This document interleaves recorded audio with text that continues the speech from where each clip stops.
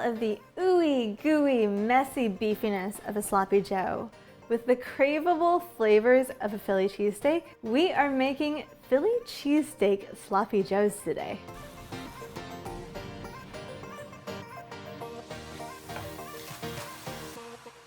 Do you ever have something that just sticks in your mind and you can't stop thinking about it? I bookmarked this recipe for Philly cheesesteak sloppy joes from the Dinner Then Dessert blog over 2 years ago, and it's been on my mind ever since, which is weird because I hated the concept of sloppy joes as a kid. I was extremely not a fan of any sort of foods that would get your hands messy. Sloppy joes or like wings, anything like that. I just did not like it. And while I've had Philly cheesesteaks before and I've liked them, growing up I was also very much not a bell pepper kind of person. But for some reason, lately the idea of these cheesy, beefy, bell pepper filled sloppy joes just sounds so good to me. We did some last minute video shuffling last week, which meant that not only did I have some extra time in the schedule that I needed to figure out how to fill in, but I also had some ingredients that I had bought for other recipes that I now need to use, such as bell peppers, provolone cheese, and guess what recipe happens to use both of these ingredients? The recipe starts with ground beef. 1 pound, nice and brown. Cook it over medium heat until all of the pink disappears, and then cook it some more until it's got a nice brown crust. Only stir it every now and then. If you're constantly stirring the meat, it won't have an opportunity to develop a really nice crust. Remove the meat from the pan and set it aside for now. If there's any leftover fat still in the pan, you can leave that in there for the next step. Add a couple of tablespoons of unsalted butter to the pan, and now it's time for your veggies. First, 1 small onion, evenly diced. Then 1 small green bell pepper. Although I happen to have 3 bell peppers in the fridge, so I just diced them all up and tossed them all in there, and the extra veggies worked out perfectly fine. Lastly, some mushrooms, also diced. The recipe calls for 8 ounces of brown mushrooms, but I happen to have 10 ounces of portobello mushrooms, which worked perfectly fine. If your mushrooms are a little bit dirty, you can use a wet paper towel to just wipe the dirt off them. You don't really want to wash them and get a bunch of water in there. All of these veggies will release a good bit of liquid. It'll take a little while for them to cook down. You can just stir occasionally at first, and then once the pan starts to look drier, you can stir more often. Once your veggies are starting to brown nicely, add the cooked beef back in. And now that we've cooked off all the liquid, it's time to add a bunch more liquid in. First, mix about a tablespoon of cornstarch into a cup of broth.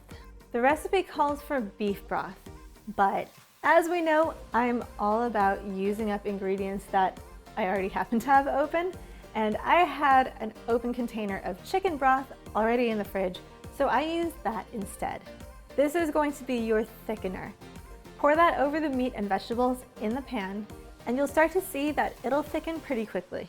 Then add a couple of tablespoons of ketchup, which will add a sweet tanginess to the dish, and a tablespoon of Worcestershire sauce for a deeper umami.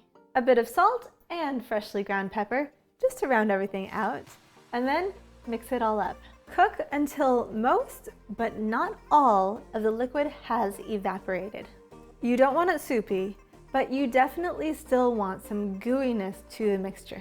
When you have attained the ideal ooey gooey sloppy joe texture, remove it from the heat. Lastly, the cheese. Chop about 8 ounces of provolone cheese, although if you don't want such a cheesy dish, you can use less. Add that in, give it a good stir so the cheese gets melty and gooey, and you're ready to eat. Serve it in a toasted brioche bun, and enjoy this ooey gooey cheesy mess of a sandwich. But before we get to the tasting time portion of this video, do me a favor and hit that sub button if you're not already following this channel. And if you are, then go ahead and share this with somebody who you think would be totally into this cheese. We're talking about the sandwich, right? Okay, now we can go eat. Before we taste, I must confess, this Philly cheesesteak sloppy Joe is a total mess. It's tasting time, baby. Let's do it, Allison. This is a mess. I was not kidding when I said a total mess. This is a mess. It's just, okay. We've got our napkin bibs. Let's do it. She's taking a big ol' bite. So how is it?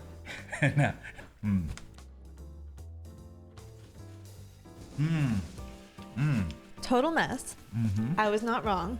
This is definitely one of those like two-hand kind of sandwiches, two-hand entire roll of paper towels kind of sandwiches. It's really good though. We need a fork. Just because we need a shovel. Just because look at it. The meat and stuff are all over the place. It's a total mess. I really like it. It's very comforting, but also very rich. It's very cheesy and beefy, and it's on a brioche bun, so like there are a lot of rich elements to it, but it's so good. It's comforting. It's total comfort food. It's very, definitely very much so. American comfort food. Yeah. I'm thinking of putting, I want to put some sriracha on top of it. Or fish sauce? Not fish sauce. Well, maybe fish sauce too. Who are you and what have you done with my husband? No, but actually I'm taking over son's body. That's worrisome. I could totally see you eating the filling over a bowl of rice with some sriracha, or probably not fish sauce, but with some sriracha. Like that's totally a thing you would do, and I think you would enjoy it that way. And it's like a cheesy loco moco. Yeah, it kind of is. It has a lot of the same feeling as a loco moco does if a loco moco were separated ground beef instead of in a patty. It's kind of gravy-ish and it's beefy. Comforting. The bell pepper feels like I'm eating something southwestern. Bell pepper, a thing in Philly cheesesteak? Yeah. Oh, okay. Yeah. Bell peppers and onions. It's not something that I'm used to. Bell peppers are a very common ingredient in Philly cheesesteaks. But also the bell pepper aspect makes me think of American-style Chinese food. I don't think bell peppers are in like traditional Chinese food.